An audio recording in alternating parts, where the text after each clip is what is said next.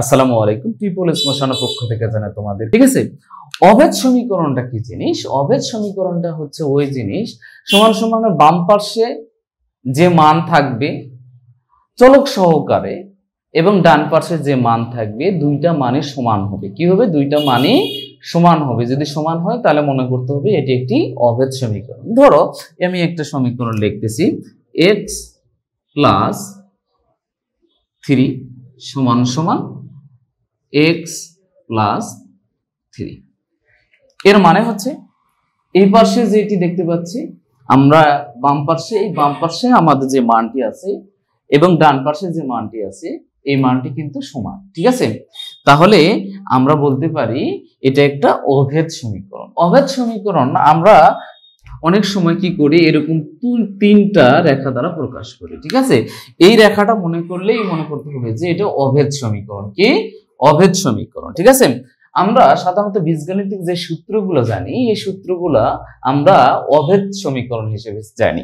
সেটা কি? দেখো, আমরা যে a plus b whole square সমান সমান a square plus 2ab plus b square, এই দেখো একটা বীজগণিতিক সূত্র।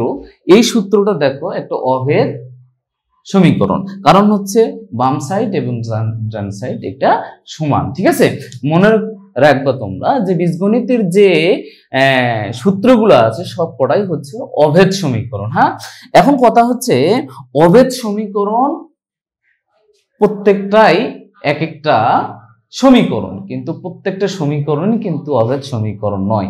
আবার বলি, আমি যে কথাটা বোঝাচ্ছি, অভেদ সমীকরণ প্রত্যেকটা অভেদ সমীকরণই এক একটা সমীকরণ, কিন্তু প্রত্যেকটা সমীকরণে একটা অভেদ সমীকরণ নয়। দেখো জিনিসটা বোঝো, আমি এই যে উপরে যেটি লিখেছি এটি x প্লাস 5 ইকুয়াল টু 7 লিখছি কিনা বলো?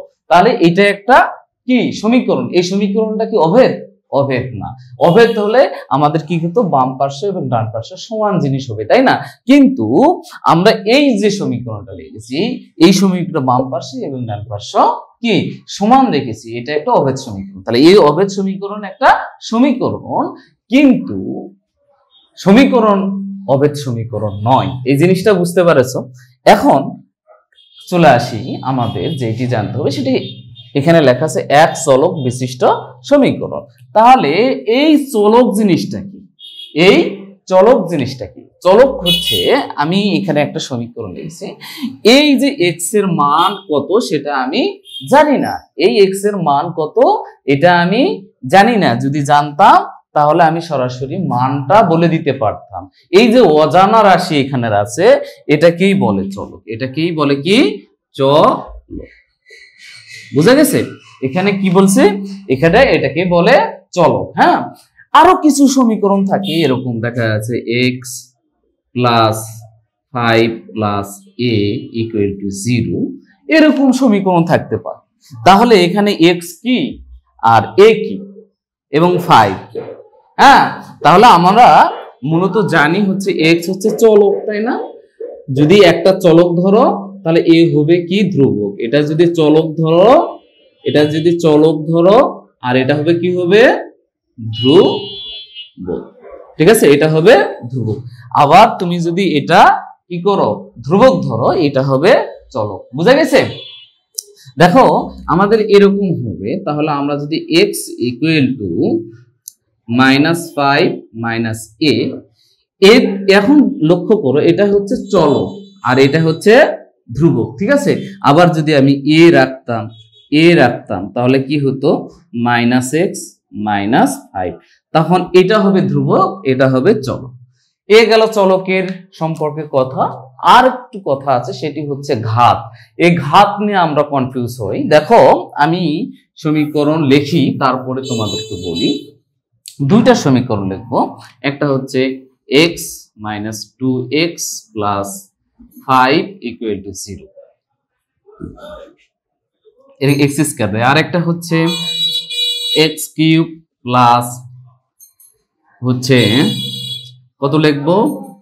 27 ইকুয়াল টু 0। হ্যাঁ, দেখো আমাদের এখানে হচ্ছে x স্কয়ার আছে, এখানে x স্কয়ার আছে না, তাহলে এক্স স্কয়ার আছে মানে হচ্ছে এর ঘাত হচ্ছে 2, এর ঘাত হচ্ছে কত 2, আর এখানে কত আছে এক্স হচ্ছে x টু দি পাওয়ার 3 আছে মানে এর ঘাত হচ্ছে 3।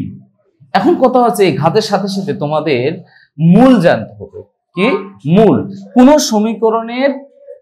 সমীকরণের সমাধান করার পরে যে উত্তরগুলো আসে এগুলা প্রত্যেকটাই এক একটি মূল।